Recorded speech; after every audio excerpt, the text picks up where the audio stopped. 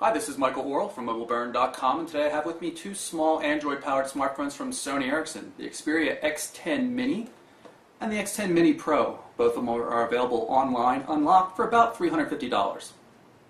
So let's open up the Mini first. Here's the device itself. See? Very small, blockish little device, 2.5-inch QVGA resolution display. Let's see what else comes. Got a whole slew of different colored rear covers here. We've got a fade black, it's like a pearl white, red, lime, silver, and of course it comes with black. Doesn't appear to be any kind of replacement for the front cover though. Here's the charger with a USB cable. Plug that in there. Micro USB on this end. Pair of Sony Ericsson 3.5mm headphones. Typically quite good in quality. Nice little earbuds. 3.5mm jack right there. Got some controls for initiating calls and everything right there on the next to the microphone. No volume control though, at least nothing obvious. And we've also got what looks like a small booklet inside.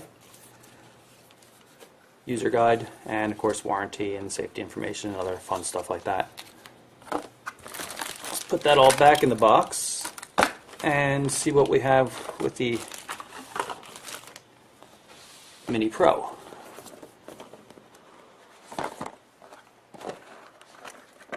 Here's the phone, very similar, slightly longer. Can't tell if it's wider or not. Definitely a little bit thicker. Not too much though, only 2mm is what Sony Ericsson claims. So you can see it's still a very, very small phone. Likewise comes with Sony Ericsson headphones, same charger, USB cable, and the quick user guide and everything. So instead of wasting time with that, let's get right to the devices.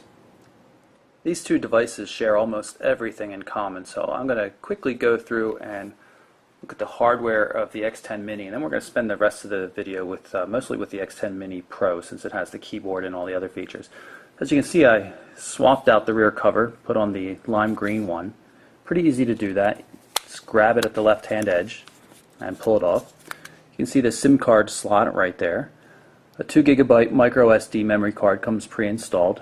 It supports cards as large as 16 GB according to Sony Ericsson. You can see some of the antenna work down here. There's the 5-megapixel camera, speaker grill. Real easy to put it back on. You can see the buttons are built into the cover. Just put this edge down first, and then everything snaps very nicely into place. Very easy to do. In terms of external hardware controls, you've got the power and lock button up top, the volume right here on the right hand edge, and the camera shutter button. On the back, there's the hole there for the speaker grill, the 5-megapixel camera itself, LED flash, and just the Sony Ericsson logo. It's not a soft touch on this, it's hard plastic, but it has a nice sheen to it. It's pretty attractive. Down here at the bottom, it's a menu button, home button, and a back button. There's no dedicated search button on the X10 Mini series.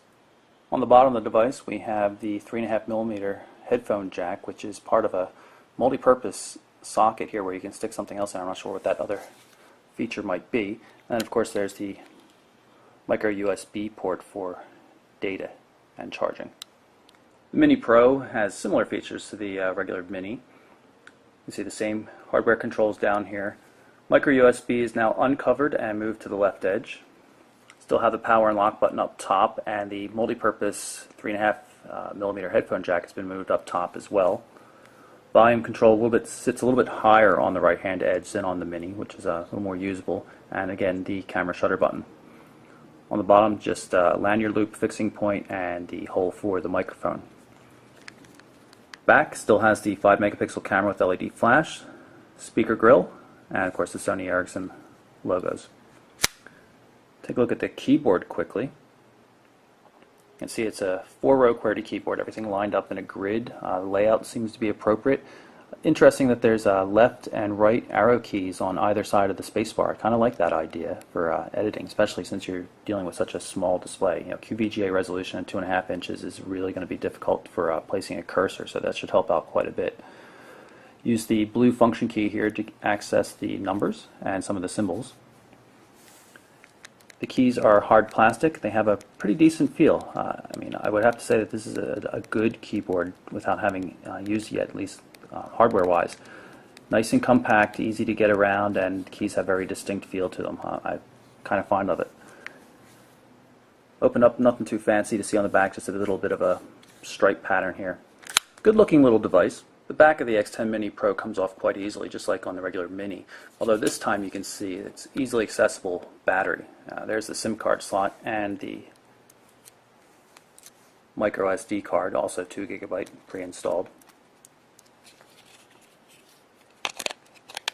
Just snap it right back on, goes into place quite easily. So here we have the phone itself. See, it's a pretty responsive display. I've been playing around with it a little bit just to get it configured for the video. You can see in the corners we have some well-placed shortcuts. See, I've pulled in some sample contacts. It's a panel for setting favorites. Now, it does not appear to be pulling in the images. All these contacts, especially the favorites, all have images associated with them, and this is coming from a Google Gmail account.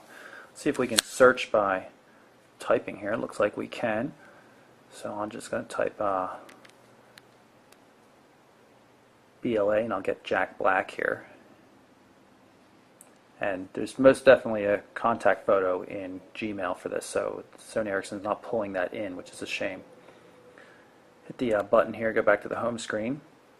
Notice if I hit it again, it brings up the main menu, multiple panel main menu. And one of the nice things, just like you see on the Samsung Galaxy S-Class devices, is you can rearrange them. Having a little trouble there. Rearrange things from panel to panel. Long press first and then drag it, and you can even move them into a new blank panel. Really kind of cool. Hit the back button to get out. Pop quickly into the music application. You can see we've got a Block Party song loaded up. This is in landscape mode, of course. You go into portrait mode, the display changes a bit. Pretty nice application, the way it works. Nicely organized, easy to get to. You can see I can pull down the notification area, get back to the music player. Stop it. You're also noticing that I'm having some trouble with the touchscreen from time to time. It seems to be mostly around the edges. Here's the dialer application.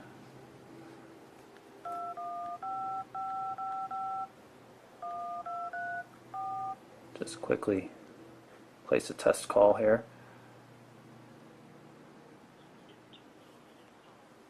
Turn on the speaker. Your account.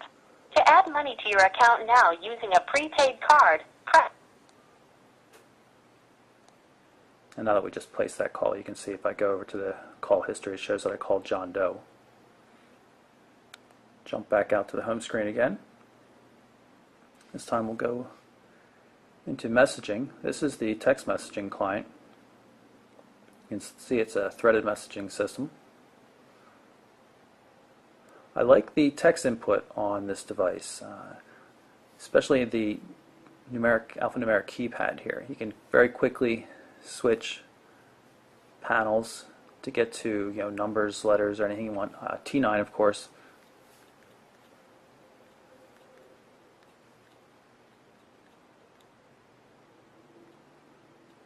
Two spaces puts in a period, kind of cool.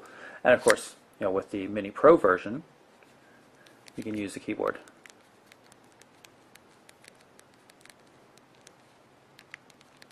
I do like the keyboard on this device. Very good feel, nice and compact, distinct keys. Works pretty well. I'm a little unsure what the purpose of this is. Down here at the bottom, maybe it's good if you're supporting multiple languages. Allows you to switch the languages you're using. And it shows a little indicator here in terms of the shift position, but it also gets in the way of other buttons down here, like send. So it's not worked all that well for me. I'd like a way to turn that off, but overall text input on this device has been really pretty good, which is considering that how bad the original Xperia X10 was with text input. I'm quite pleased.